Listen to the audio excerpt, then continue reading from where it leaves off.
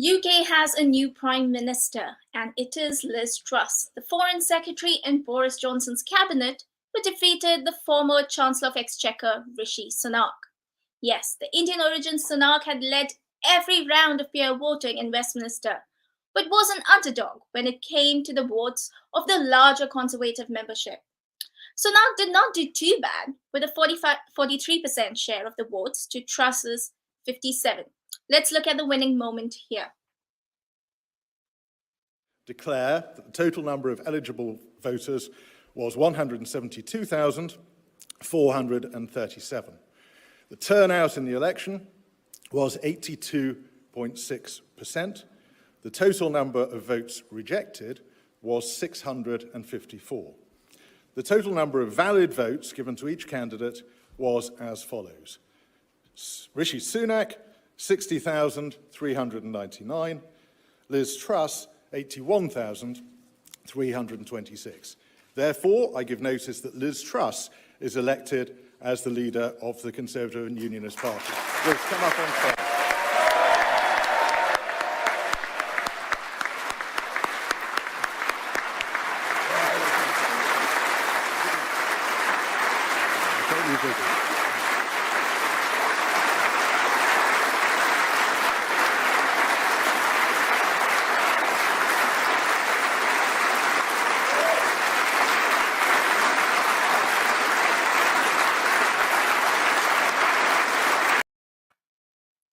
Well, the results did not come as a surprise to anyone, not even to Rishi Sunak, who this weekend had already hinted that he knew he had lost. Definitely not a surprise to our panel here. So let me welcome Lord Rami Ranger. He's a Conservative peer in the House of Lords and a member of Rishi Sunak's campaign. We also have Virendra Sharma, Labour MP from Ealing, Southall, and the longest serving Indian origin MP in the United Kingdom. I also have Kishwar Desai joining us. She's an award-winning author and instrumental in setting up the world's first partition museum in Amritsar, and she also helped install the Mahatma Gandhi statue outside Westminster in the United Kingdom. And finally, we have Bharat Ramanan, an international affairs and political risk specialist based in the United Kingdom. So thank you for joining me today. Now that we've all got a chance to absorb that Rishi Sunak will not be the Prime Minister today, let's look at this in a slightly different way. Instead of focusing on the fact that Rishi Sunak lost, which we will also probe in some detail later, let's look at the statistics here. Sunak won every peer voting round, the last one with 137 votes compared to Liz's 113, which she only managed to secure the second position by overtaking Penny Mordaunt in the very last round. We also saw that the vote share of the Tory membership, Sunak won 43% of those votes. That's over 60,000 votes. That's absolutely incredible in itself. Lord Rami Ranger, you have been on Team Rishi. Describe to us how the campaign has been. What was the response that Rishi got from Tory members? You just said Rishi led from the front, right from the beginning to the end. Even at the hustings, even in the debate, Rishi was cut above the rest. He was miles ahead. He made the best impression and he inspired people. You have to understand, he is not a normal white English candidate. He is a ethnic candidate, and for him to reach to this level speaks volumes about his intelligence, his capability, his ability, his experience, and his convincing power that he could be just as good, if not better, Prime Minister of this country. So I think all credit goes to Rishi. He has not only inspired millions of people in the United Kingdom, but he has inspired billions of people around the world with what he has achieved. This is a watershed moment where somebody came so close, but unfortunately, because the grassroots people, maybe they had some perception problem, whatever it is, that where he has been slightly weaker, but still to get 60,000 votes is incredible for an outsider. And Absolutely. And you rightly said that. He's not a white candidate. He's one from the minority ethnic community.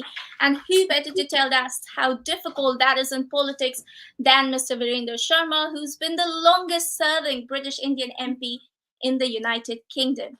Mr. Sharma, how tough has it been to break into and survive in politics in the UK for so long? Do you think people like you, like Rishi, have in some ways broken a glass ceiling, given hope to Indian immigrants who might want to enter and contest elections in the UK? Mr. Sharma? Uh, well, for me to comment on internal issues of Conservative Party is difficult. But I like to congratulate Rishi for achieving what he has achieved so far. One thing, we have moved away from the 60s and 70s. We are not at the same era which I have seen, Rami have seen from the different uh, business, politics, everywhere. I have seen from the politics where you were told on the street, go back, you Paki, or something derogatory remarks made. But now it is less. But we have not moved away from that element where which we say racism in the society. We have not moved away from that. So there's an aspect, but I congratulate Rishi, the way he ran his campaign as a politician. I have watched him, though I have different interest in the issue from the different standpoint, but the way he ran, his courteous manner, his very solid understanding of economic issues under the conservative policies, I admire him and I congratulate him. It's not lost game. He has established himself as a potential leader as well, because I feel it that very soon we will get into the next general election. I don't think the present prime minister, new prime minister, will be able to cope with the situation we are having. And I think that there's a possibility of Rishi to come back. One point I wanted to say to those people who support Rishi: don't damage him. He is a British conservative politician. Don't just put him as Hindu or Indian. Yes, we are all have some backgrounds. The former prime minister had a Turkish background. So it does not mean why Turkish never come out in the scene. We wanted to see him as a British politician whose passion for the prosperity, economic conditions, rights for everybody in Britain, and then move away to the other rest of the world. And I don't think that we should be, or the people who put him as a Hindu, Indian, conservative, British, that doesn't work. So I think that they need to change that move. Absolutely. And I think that's a great testimony, words of wisdom coming from a politician of an opposing party. So that's something that we should always pay a little bit attention to. And you've also rightly addressed the elephant in the room. And I will take this question to Kishwar Desai. Rishi was a perfect Tory candidate, yet he lost. How much of this do you think is determined by the color of his skin? I don't think that was an issue at all in this election. I have been watching it very closely, not as closely as probably Rami did, because he was part of the team that was there in the hustings, no doubt. But I was watching it on television, following it in the media, and so on. And the feedback we were getting all throughout was there wasn't any racism involved in his losing the election or in the way he was being promoted throughout. Because I think the biggest testimony to this is the fact that within Parliament, he was the leader. He was a clear leader. And it was wonderful to see the white British MPs, if we want to talk about color of the skin, that they were all supporting him. So when you go out, and let me also say that Liz Truss, I do have a little bit of sympathy for her as well, even though she has won. But she is a woman. So there was also certain amount of misogyny, which I think actually more than racism, I was a little worried about the misogyny that sometimes seemed to appear in the media. And if you talk about the underdog, I think she also was being highly criticized for a lot of things that she has done in the past. However, one always hopes that she will now overcome those limitations and be a good prime minister. So I would say in that way, they were equally balanced, because she was definitely also in her own way a front runner, because she has held very important positions. She has overcome many challenges, as has Rishi. So we must compare them both on those grounds. However, where Rishi is concerned, he's British born.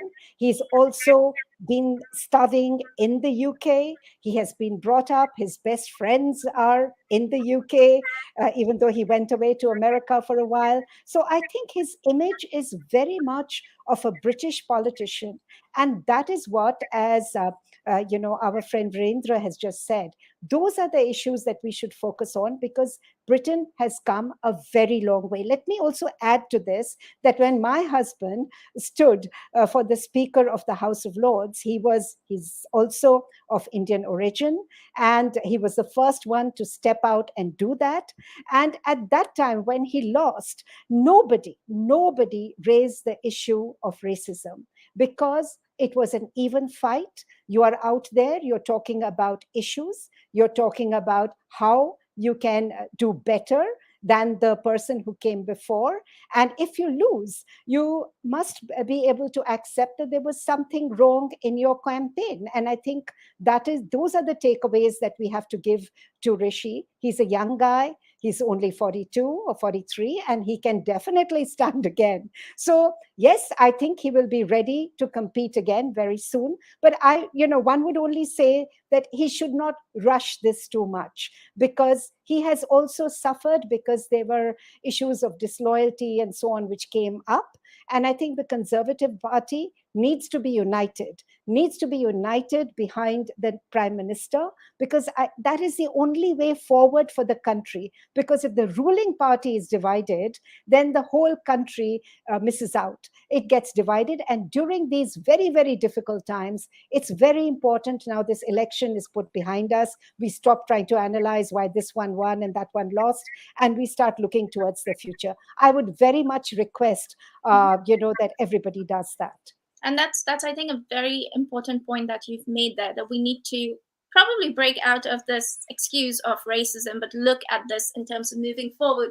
But you did also raise the issue of misogyny, and I will bring in here the newsprint that was dedicated to Akshata Murthy, Rishi Sunak's wife, who's also the daughter of Infosys founder Narayan Murthy.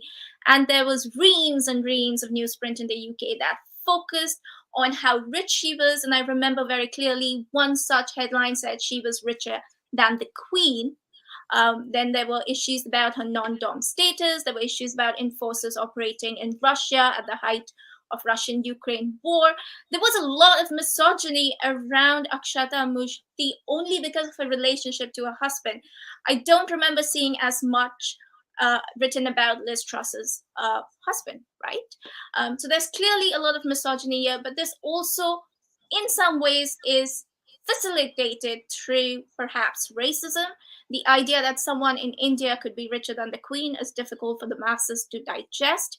I'm going to come to Bharat here and ask, is UK not ready for a brown prime minister?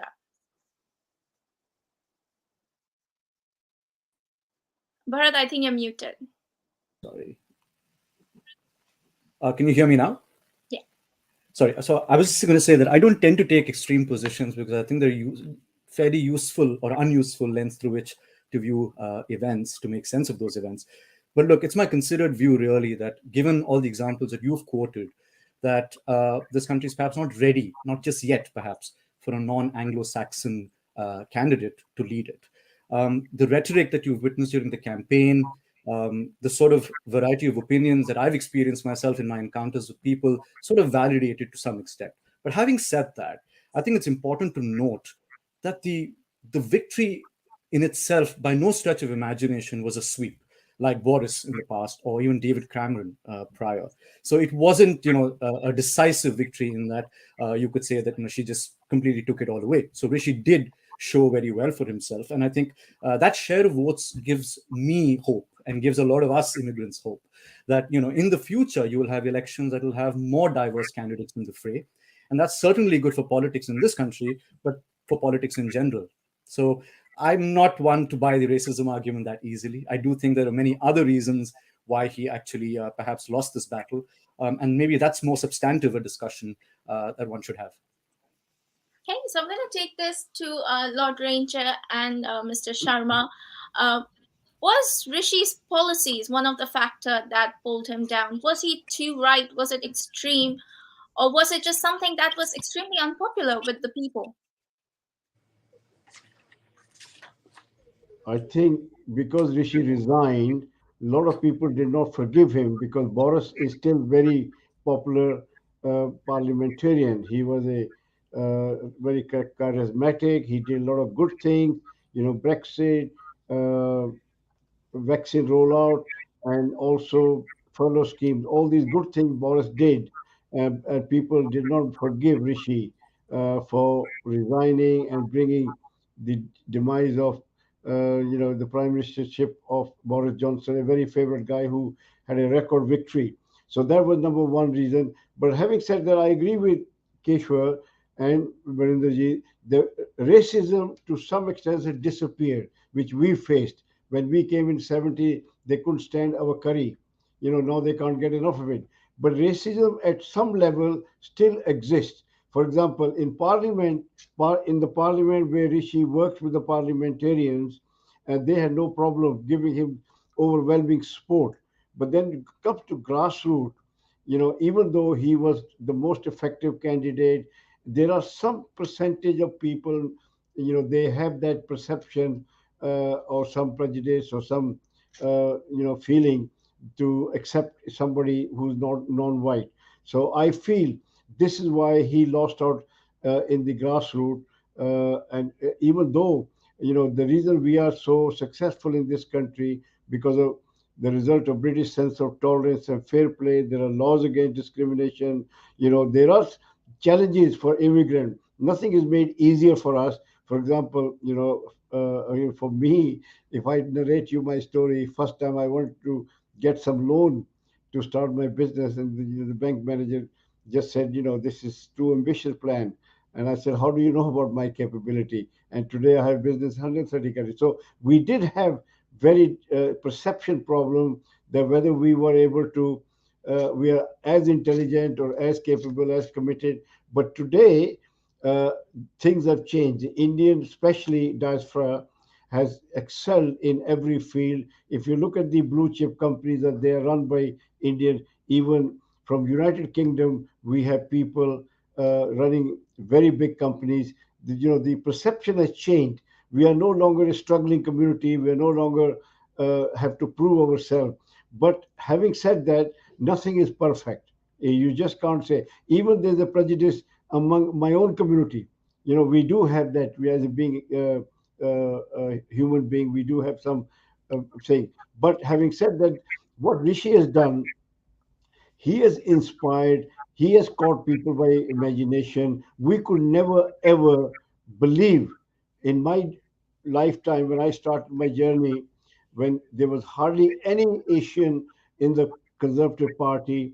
There's only one Baroness Fletcher was in the House of Lords, but there was no member of Parliament. We set up British Asian Conservative Link. We explained to them when a bad employer doesn't look after his staff, the staff goes and work for the competition. If you don't look after us, people go and support Labour Party and vote to the other party and lots of two. And we can give you money, we can give you vote.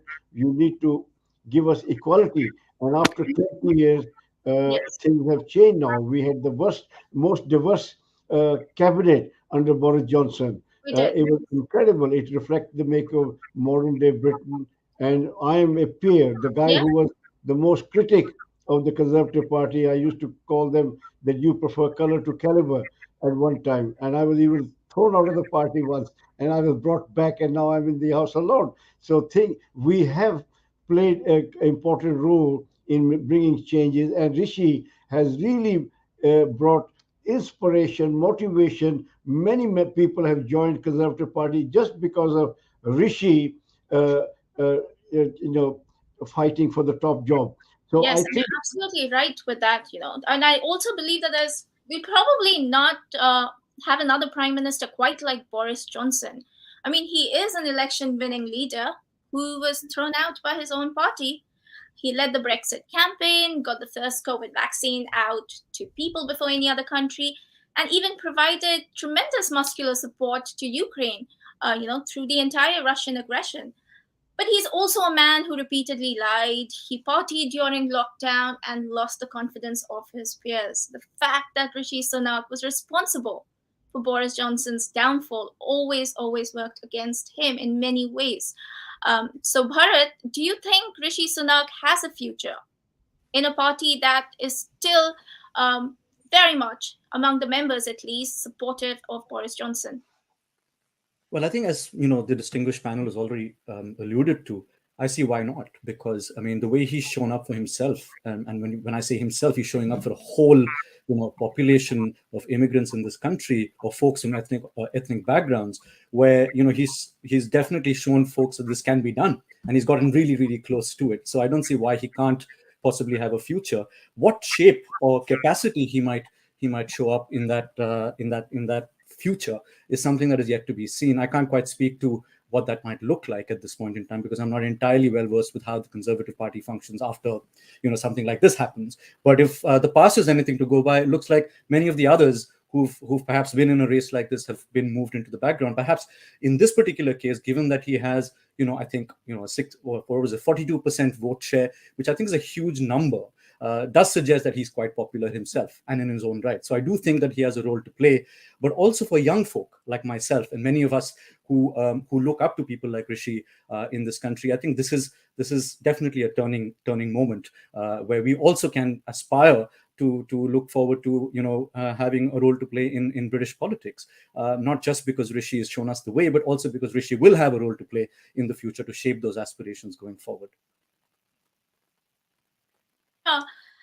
We all agree with this, that Rishi has pushed at the glass ceiling, at least created a dent there. Do you see anyone from the Labour Party who will manage to break that in the near future? Can we expect an ethnic origin or an Indian origin prime minister emerging out of the Labour Party? Or even a woman prime minister? Labour has still to field its first woman prime minister. I think I'm the one who obvious choice to answer this question, or others will definitely join. Before I answer whether the Labour Party is ready or within the Labour Party there's anybody is coming through, you never know the politics, what happens tomorrow in politics. Rishi lost is a combination of many things. It's not only that he lost because of his color. There's others who, and Rami and others, Conservative members may disagree with it. But if you look at the people who rally behind Liz Truss, who were those people who were also expecting to be candidates in the future, who were tried, now looking forward for the future. For them, the weak prime minister will give them the opportunity to come back. That's where I personally feel Rishi's lost is because there were individuals in the Conservative Party, in the parliamentary point of view, who thought Rishi becoming prime minister will be so strong that he will not be able to be replaced, or they will not be able to replace him so quick. That's where we believe that there will be election soon. Liz Truss will be the shortest serving prime minister of the country, and then newcomer will come by replacing her. Now, whether the Labour Party have anybody, I can tell you that I'm not in that race, but you never know. They are very young, intelligent members of the party from the Asian background or black communities background who have a very potential to be the next leaders of the Labour Party. But at the present, Labour Party have a very strong leader. There's no move in the Labour Party to replace him. So I don't see that there is any vacancy for the near future. But in the long run, I can't say that there will not be opportunities for those people. Okay, and that was some great insight coming from a politician who's on the field and giving you some really, really important insight into how politics in Britain works. Kishwar, did you want to add something to that?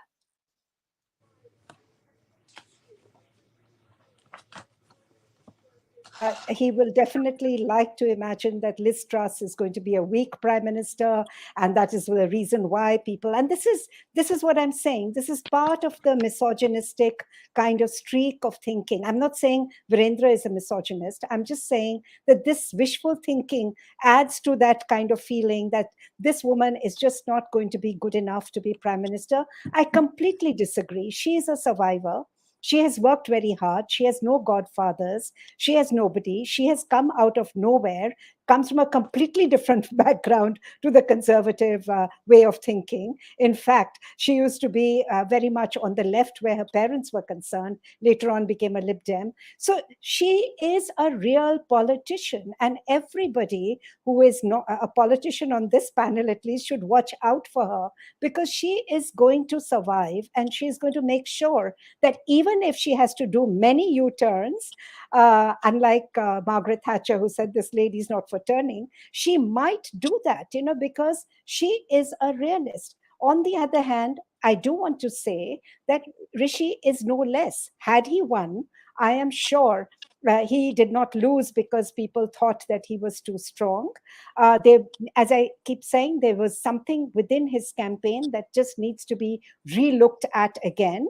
And he's a very intelligent, very brilliant young man, and he has a lot of time ahead of him. So whether he stands the next time round or the time after, he will have made sure that his campaign is foolproof. It is not going to have any weaknesses in it. So it's not that we are pitching that one is weak and one is strong. I think they were both competent. They had their own competencies. And I would say to the Labour Party, just watch out, because there are many who think that Keir Starmer is not a strong leader either. So, this can be said now. Perhaps they will be then, therefore, evenly balanced. It's going to be very interesting, because even prime minister's questions are no longer going to be that rah, rah, rah, shout at each other, that little, back and forth that we used to see. Now, I think it's going to be quieter, because both these people are quieter than whom we had before. And of course, Boris was anything but quiet. I always call him a blonde bombshell, because he used to go in there, very popular, very energetic. But neither the Labour Party nor the Conservative Party now have a super energetic candidate. They have thinking candidates. Both are good politicians, but we will have to see now which one comes out better than the other. And the first PMQ is going to be a delight. I'm not going to miss it. And I'm sure a lot of people are waiting for that speech that will talk about how Liz Truss hopes to curtail the cost of living crisis that is spiraling to epic proportions even as we speak. Mr. Sharma, you wanted to add something? To say that I don't underestimate Liz, but I'm saying a practicalities in politics. When you are making alliances, when you start supporting who should be the next candidate, it's a combination of many, many ideas. One most important is those people who wanted to be the candidates, where did they give that support to? You need to look at that as well. So it's not as simple as you say. Yes, I agree that everybody have weaknesses, strengths. Keir Starmer, for some people, is the great leader. The others saying useless. We get that every day. So that's what I'm talking about, is that the practicalities. And I hope that she comes out a good prime minister. She stays longer than what she expects to be. But we will be definitely wanted as quickly as possible so that we can have a public mandate rather than the parliamentary and the conservatives one member, one vote mandate or person way, whatever it is. Term is useful nowadays. I don't want to be accused. There's a lot to see in the future as Yeah. all the parties put their policies forward. Every eye will be on Liz Truss to see what she has to say at the PMQs on Wednesday and in a week where she hopes to announce. Tomorrow, we have to see what she says tomorrow in her statement.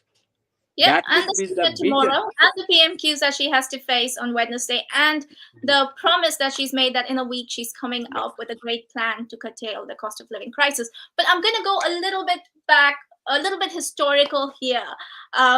We need to go back to the moment where Rishi Sunak, an Indian origin minister, and Sajid Javid, a Pakistani origin minister, tendered their resignations together on the very same day.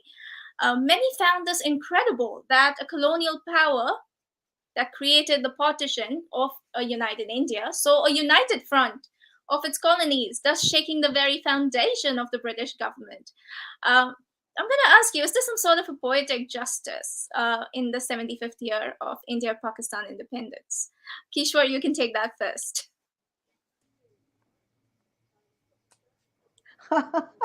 Well, I think that's an interesting analogy. I haven't thought of it that way, that both, India and Pakistan are getting together to pull down the UK. I think we have to go beyond this now. I honestly think, even in the Partition Museum, we do not just talk about, communities today. When we talk about the partition, we talk about it historically. So yes, it's an interesting analogy in the contemporary era that you find someone of Pakistani origin, of Indian origin, but they're both British. I mean, what they're trying to do is not pull down UK. I would hate to think that of any prime ministerial would-be candidate. Even Sajid was a prime ministerial candidate. I would like to think that they have the best interests of the country at heart. I mean, they may think that they will make a better prime minister, so that is their thinking of the best interest. I do not think it was a duet which they were playing out. I think it was not in tandem. I think it just happened the way it did. It played out that way. Yes, it was a historical blow. And yes, a lot of people who would like to see the former colonial power suffer a little bit. It brought them sort of tears of delight, if you like. But I don't think these two candidates were thinking like that. They were opting for the highest post in the land. And I think they were doing it with the respect that it deserves. Bharat, anything you want to add to that? Give your viewers something to chew on. So, he who wields the knife never wears the crown. Ruhi. Well, I remember Lord Ranger, you telling me that Rishi Sunak now has to be whiter than the white if he wants to win this Tory leadership bid. So my final question to everyone here is, to see a next Indian origin prime minister, do we need a candidate who needs to whitewash his origins, become whiter than the white? Is that the only way we can see an Indian prime minister in 10 Downing Street? Ruhi, I can tell you, do not write off Boris Johnson as yet. He could make a comeback because he's still very popular. But what these two guys did, Sadiq and Rishi, they brought an end to the Partygate because the sleaze was so much happening. The Boris was not that careful. He did not, take things seriously, and the result was everywhere we went, we were being known as the sleazy party. There were a lot of things, and it was undermining the authority of the government because once the government is not perceived to be honest, transparent, ethical, then no matter how good you do, it has no value. Coming back to what you just said, in United Kingdom, we work very hard for this country. We probably wouldn't be working as hard for India as we work here. I don't know why. A lot of people work very hard because we love this country. Our country, we come from India, which is a secular democratic country. We do not have those kind of issues that way we can't integrate. We can integrate into any society, and this is why the Indian diaspora has become an asset wherever they go, because we've been told to be loyal to the country of your domicile, and there is no conflict. Even the Prime Minister, when he came to this country, Narendra Modi ji, he was telling us, be loyal to this country where you are, because loyalty is a prerequisite for success. If people are not loyal, you will not promote them in any field, whether you are in your television or whether business. Loyalty is very, very important. When we look to staff, we look for loyalty. So I think my request to all these people is, and I have demonstrated, Virendra ji has demonstrated, Kishwar has demonstrated, and gentlemen has demonstrated that we do not undermine United Kingdom. In fact, we compliment, we respect, and wherever we go, we praise them, we thank them for giving us opportunity. And in my speech, I said, this is a country is great where ordinary immigrant can come, realize his ambition, and become an asset for not only for his adopted country but for his family and country of origin. So Absolutely. therefore, you cannot think like that we have to undermine the ship in which we are sailing. You will not sail very far. Yeah, and I can say Mr. Sharma has actually led from the front. He's been in politics in this country for many, many years, and he's withered every storm, and he stood strong throughout this. So there is hope for lots of people looking up at Rishi Sunak, almost knock on the doors of number 10, looking at different other Asian ministers in politics here. But which way the immigrant vote goes, we'll only know in the next general election. Thank you to all the panelists for your time and insights into this entire political saga at 10 Downing Street. An opportunity the Tory party had to create history by electing Rishi Sunak as the first Asian origin prime minister, but sadly missed it. Does this give space to Labour and other parties to pull their socks and capitalize on the immigrant vote, or will this be another lost opportunity? We'll just wait and see how the tide turns. Thank you, everyone. Thank you for joining us today. This is Ruhi Khan in London for Mojo Story. It's great to see you here. Thank you for watching our work. If you haven't subscribed yet, don't forget to click the bell icon and subscribe to Mojo Story and support independent, robust journalism.